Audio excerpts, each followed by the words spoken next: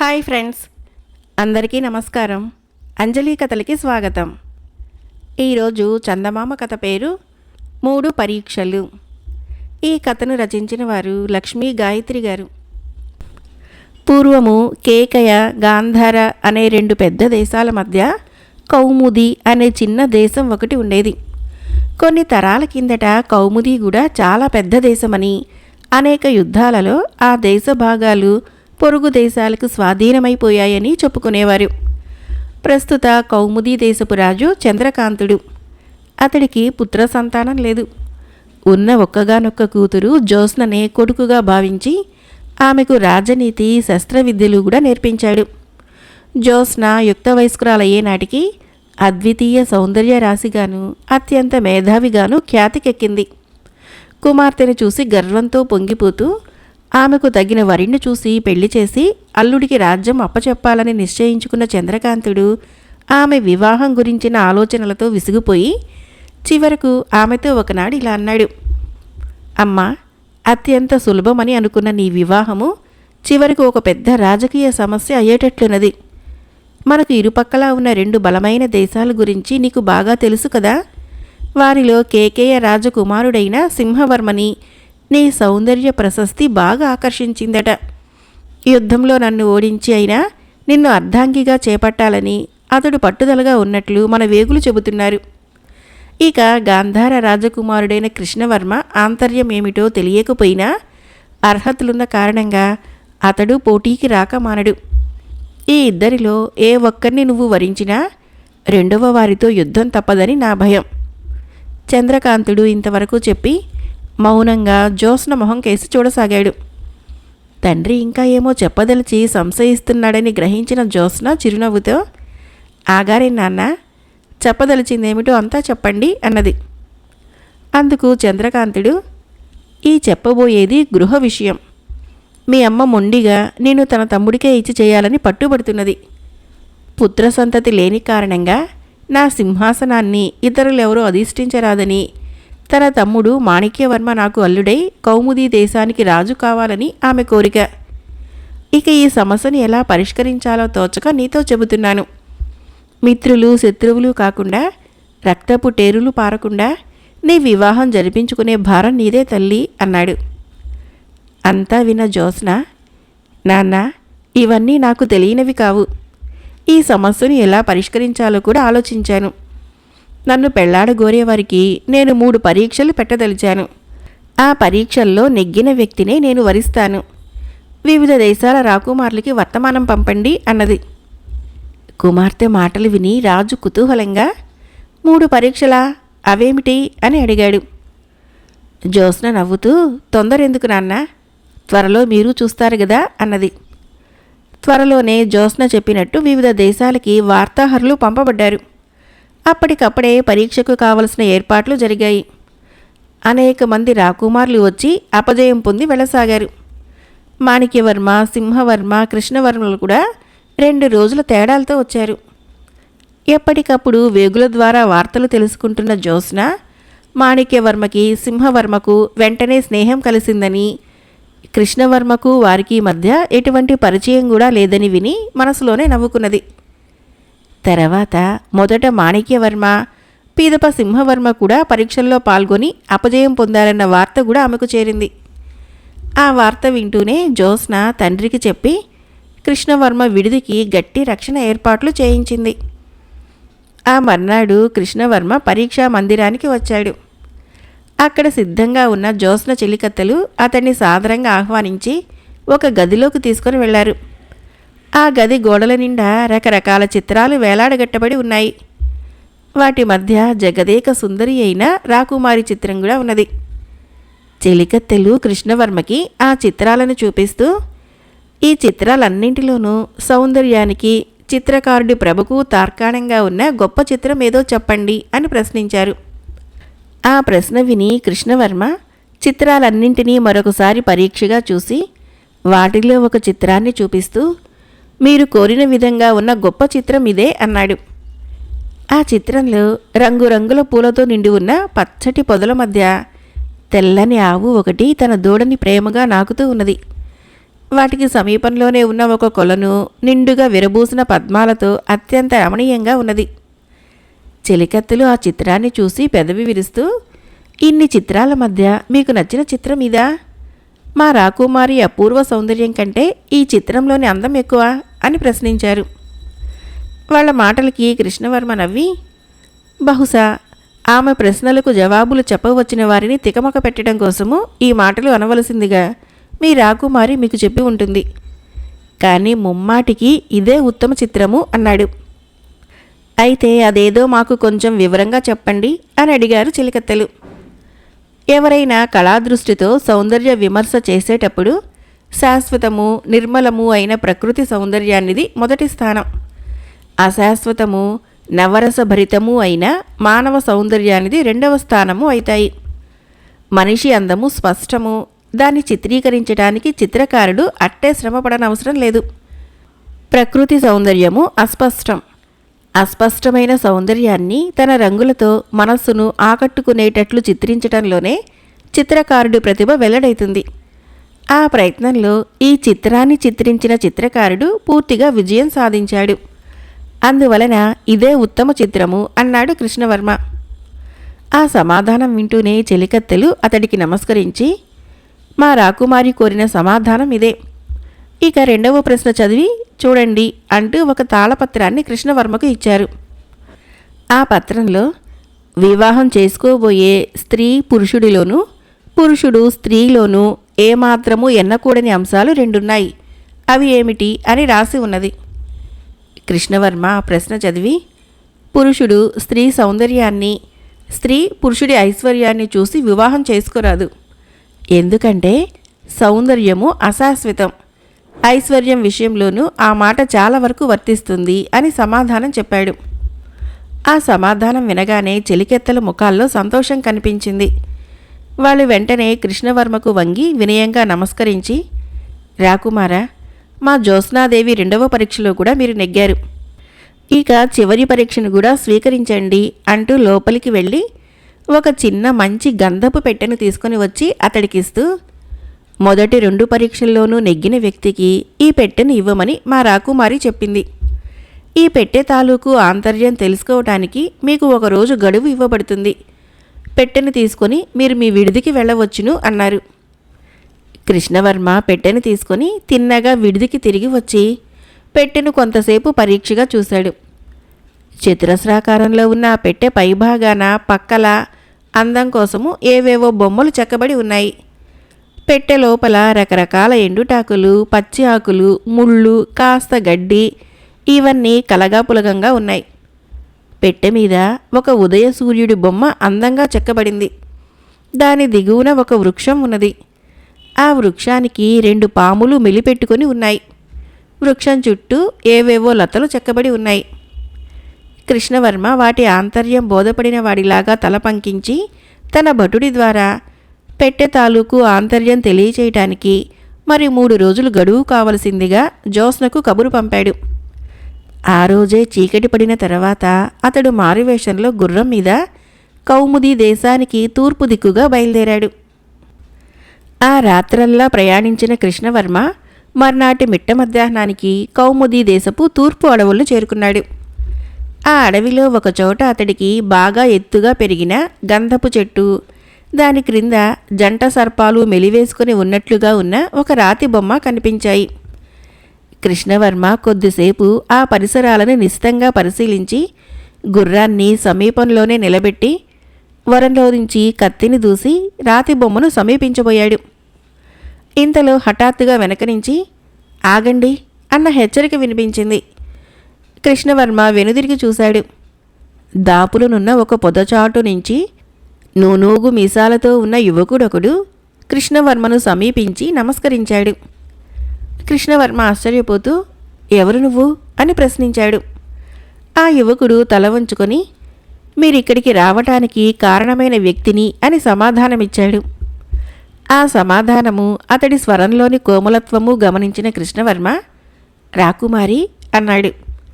అవునన్నట్లుగా తల ఊపిన జ్యోత్స్న మృదువుగా, కృష్ణవర్మ, పెట్టె మీది బొమ్మల ఆధారంతో ఈ ప్రదేశానికి రావటంతోనే మీరు 3వ పరీక్షలో కూడా నెగ్గారు. ఇక పదండి అన్నది. కృష్ణవర్మ గంభీరంగా, జ్యోత్స్న, ఆ పెట్టె మీది బొమ్మలకి ఈ ప్రదేశానికి వెనక ఏదో నిగూఢ రహస్యం ఉన్నదని నా అభిప్రాయం. ఏమంటావు అని ప్రశ్నించాడు.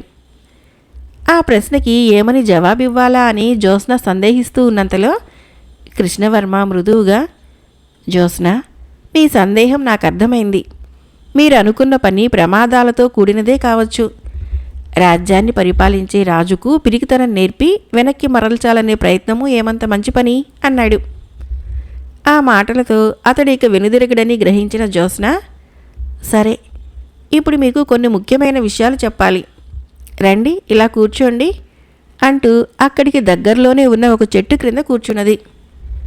ఆమె తన నడుముకు బిగించుకొని ఉన్న వస్త్రం చాటు నుంచి ఒక తాళపత్రాన్ని తీస్తూ, మీరు నా మాటలకి వెనుదిరగరని ఊహించే దీన్ని తీసుకుని వచ్చాను. ఇది తరతరాలుగా మా వంశంలో ఉంటూ వస్తున్న ఒక గ్రంథంలోనిది. ముందు నేను కొన్ని విషయాలు చెబుతాను వినండి అంటూ ఇలా చెప్పసాగింది. కొన్ని వందల సంవత్సరాల క్రితము మా ప్రాంతాల్ని పరిపాలించిన మా పూర్వీకుడైన హైహయవర్మ మహాసూరుడు రాజనీతివేత్తే కాక మంత్రశాస్త్రంలో కూడా అమిత ప్రజ్ఞాశాలి. ఆయన ఇక్కడికి దక్షిణాన ఉన్న ప్రభువులని అనేక మందిని ఓడించి తనకు సామంతులుగా చేసుకుని అపూర్వమైన అనేక నిధులను కప్పంగా తీసుకున్నాడు. అయితే దురదృష్టవశాత్తు అతడి ఏకైక పుత్రుడైన అజయవర్మ పరమ మూర్ఖుడు, తెలివిహీనుడు కావటం వలన తాను సంపాదించిన ధనలక్ష్మి, రాజ్యలక్ష్మి తన కొడుకు కాలంలో చేజారిపోతాయని భయపడ్డ హైహయవర్మ నిధులన్నిటితో పాటు తన మంత్రఖడ్గాన్ని కూడా ఒకచోట దాచిపెట్టి వాటికి తనకు మంత్రవిద్య నేర్పిన గురువు సహాయంతో మంత్రబద్ధమైన కాపలా పెట్టాడు. అయితే ఆ కాపలా ఏమిటో, ఆ నిధులను తీసుకునే విధానమేమిటో మాత్రము ఎవరికీ తెలియజేయలేదు. ఆయన తన చరిత్రను మాత్రం రాసి, ఆ నిధులు కౌముదీ దేశానికి తూర్పు దిక్కున ఉన్నాయి. జంట సర్పాల రాతి విగ్రహము వాటి ఉనికికి గుర్తు. ఆ నిధులని నా ఖడ్గాన్ని వెదికి తీసుకోవటానికి కానీ, నేను సృష్టించిన చిక్కులు విప్పటానికి కానీ మంత్రశాస్త్ర ప్రావీణ్యత అవసరం లేదు. కేవలము మేధస్సు చాలు.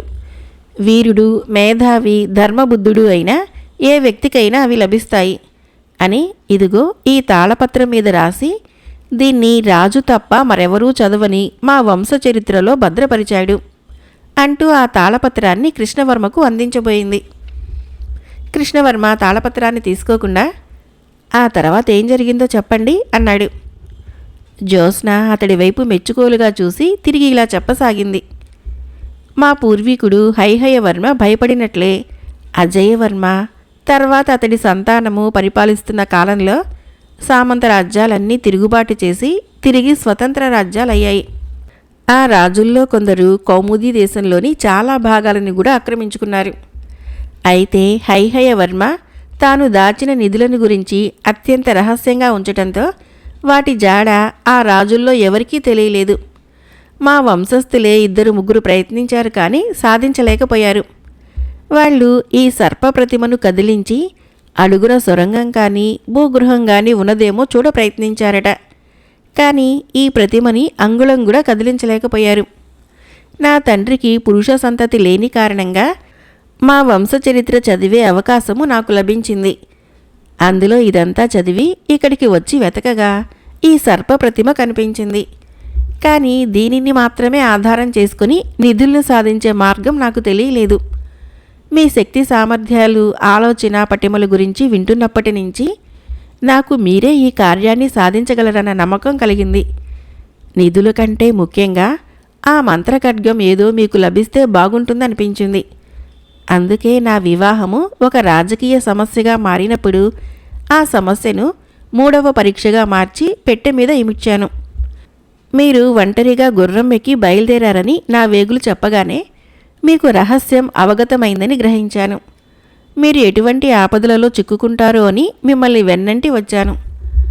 మంత్రబద్ధమైన ఈ సమస్యలో ముందు ముందు ఎటువంటి ప్రమాదాలుంటాయో, మిమ్మల్ని ఇందుకు పురిగొల్పటము దుస్సాహసమవుతుందేమోనన్న భయము ఈ చివరి క్షణంలో నన్ను పీడిస్తున్నది అని ముగించింది.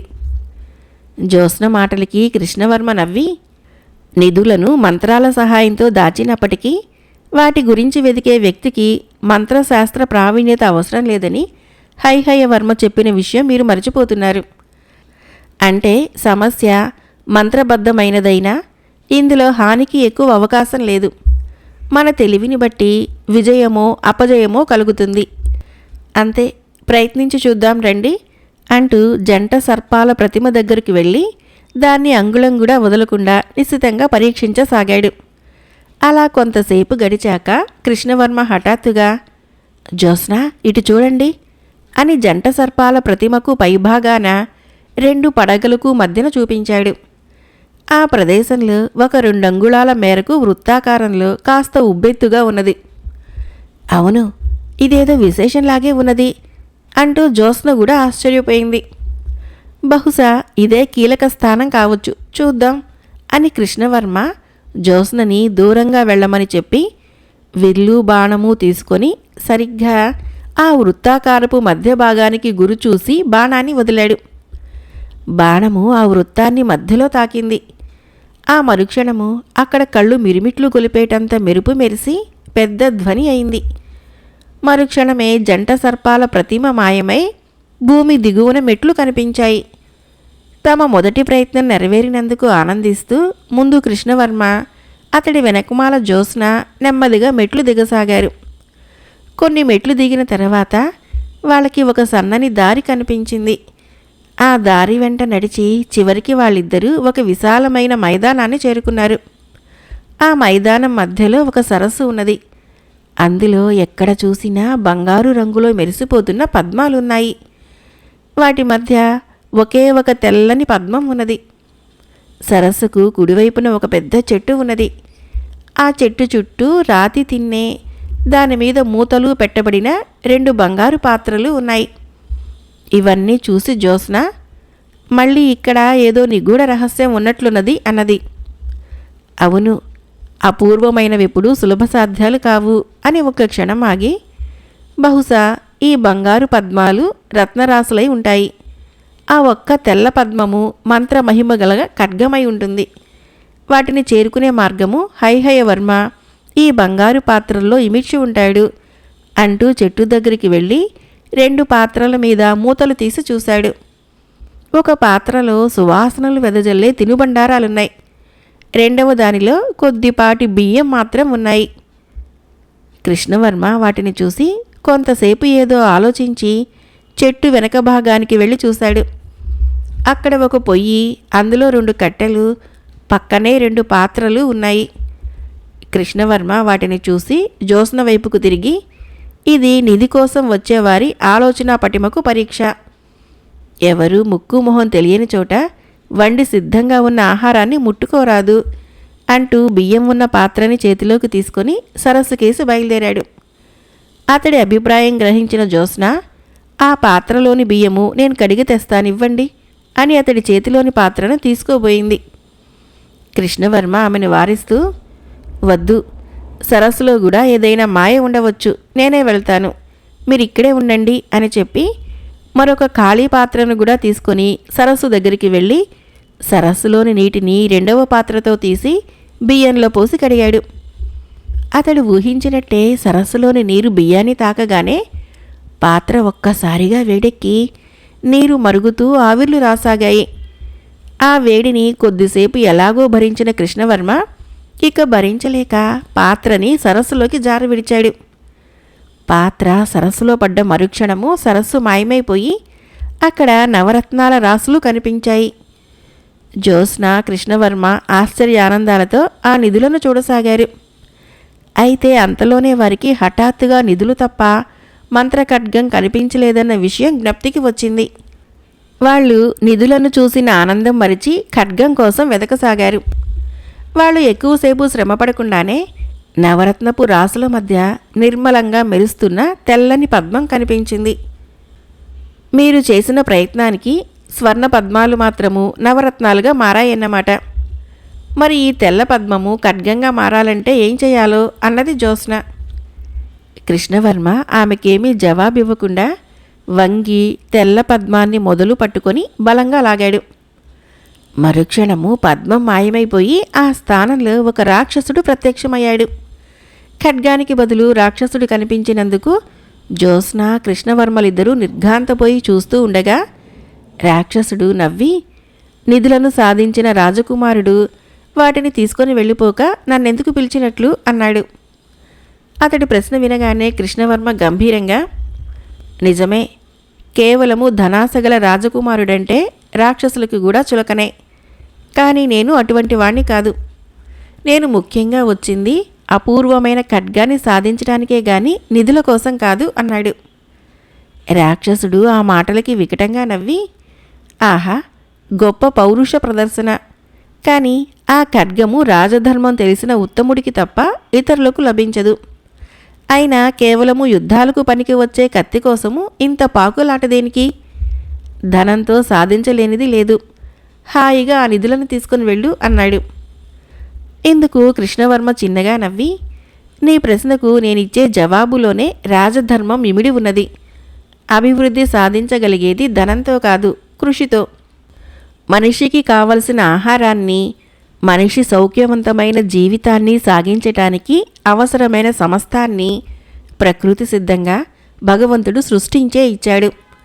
ప్రకృతిలో ఆహారం లేనినాడు ఈ నిధులు మనిషి కడుపుని నింపవు. అందుచేత ఆ ప్రకృతి వనరులు సక్రమంగా అందరికీ లభించేటట్లు చూడటము, బలవంతులు బలహీనుల్ని అణగదొక్కకుండా కాపాడటము, ఇదే రాజధర్మం. తన ప్రజలని దుష్ట శక్తుల నుంచి కాపాడటానికి రాజు ఎక్కువగా ఉపయోగించేది దండోపాయం. అందుచేత రాజుకు తన విధి నిర్వహణలో ఎక్కువగా కావలసింది ఖడ్గమే అన్నాడు. కృష్ణవర్మ మాటలు వింటూనే రాక్షసుడు అతడికి వంగి వినయంగా నమస్కరించి, మహానుభావ, నీ వంటి ఉత్తముడి కోసమే ఇన్నాళ్లుగా చూస్తున్నాను. ఇదిగో మంత్రపూరితమైన చంద్రహాసము అంటూ గాలిలో చెయ్యి చాపి చంద్రహాస ఖడ్గాన్ని తీసి ఇస్తూ, ఈ ఖడ్గాన్ని చేతధరించిన వ్యక్తికి విజయమే కాని అపజయం ఉండదు.